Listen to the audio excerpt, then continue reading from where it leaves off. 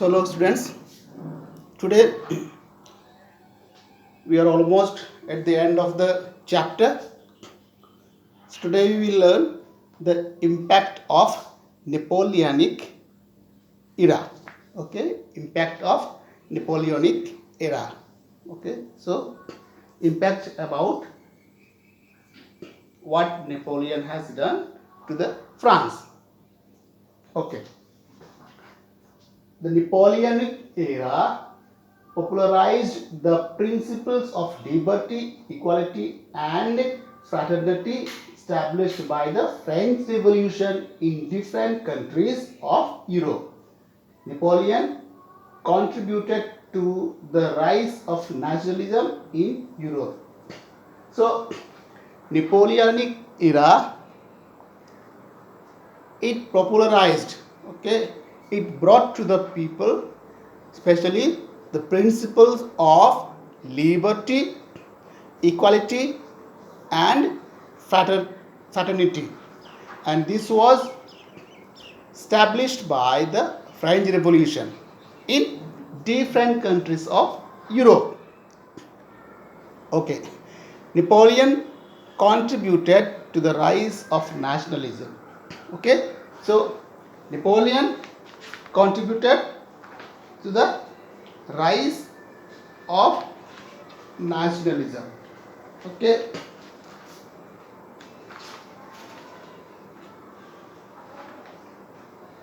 when we see the history before Napoleon, the kings usually enjoyed, okay, a lot of privileges.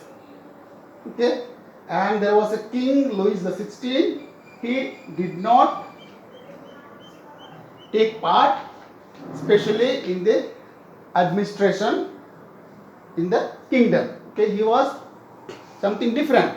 He liked to enjoy, he liked to go around, okay, and he was, we know, already we have seen that he was influenced by his wife, Mary Antoinette, okay, and that is why the administration system started to decrease, okay, and slowly this Napoleon brought the rise of nationalism in Europe.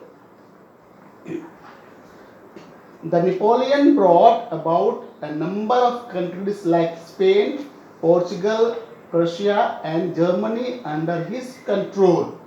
So, Napoleon became so powerful that he brought many countries under France like Spain, Portugal, Prussia, and Germany under his control.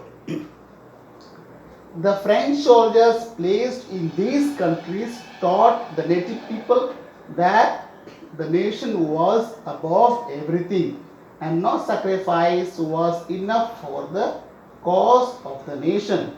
It was this spirit of nationalism which motivated the people of the European nations to rise against Napoleon and assert their independence. So, Napoleon had brought about a number of countries like Spain, Portugal, Prussia, and Germany under his control. Then the French soldiers, okay, they taught the native people that the nation was above everything, okay, and there was no sacrifice to be given for the cause of the nation. Okay, so the French soldiers taught the people that the nation was above everything and no sacrifice to be given for the cause of the nation. And this was the spirit of nationalism, okay, that motivated the people of the Europe and they asserted their independence. Okay, they rose against Napoleon and they asserted their independence against Napoleon. Okay. Next is Napoleon brought most of the Western Europe under one control. He sowed the seeds for the founding of the nation states of Germany and Italy by starting the process of consolidating city states and kingdom. So Napoleon brought most of the Western Europe under one control. Otherwise, earlier these European countries, they used to have war against each other. But Napoleon brought many of the European countries under one control, and he sowed the seeds for the founding of the nation states. Okay, so Napoleon was the person who sowed the seeds for the founding of the nation states of Germany and Italy. How? By starting the process of consolidating city states and kingdom. Okay, how? By starting the process of consolidating the city states and kingdom. So this was the impact of the Napoleonic era.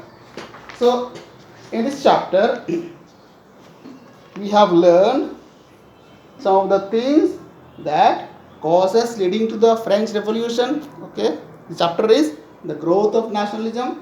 We have learned about the causes leading to the French Revolution. First is political causes, social causes, economic causes. So these were the three causes by which the French Revolution started. Then we have learned role of intellectuals, then significance of the French Revolution, then France under Napoleon, and reforms introduced by Napoleon. They are, for example, continental system and so on. And at the end, today we learned the impact of the Napoleonic era. So this was our chapter 2, the growth of nationalism. Okay, thank you.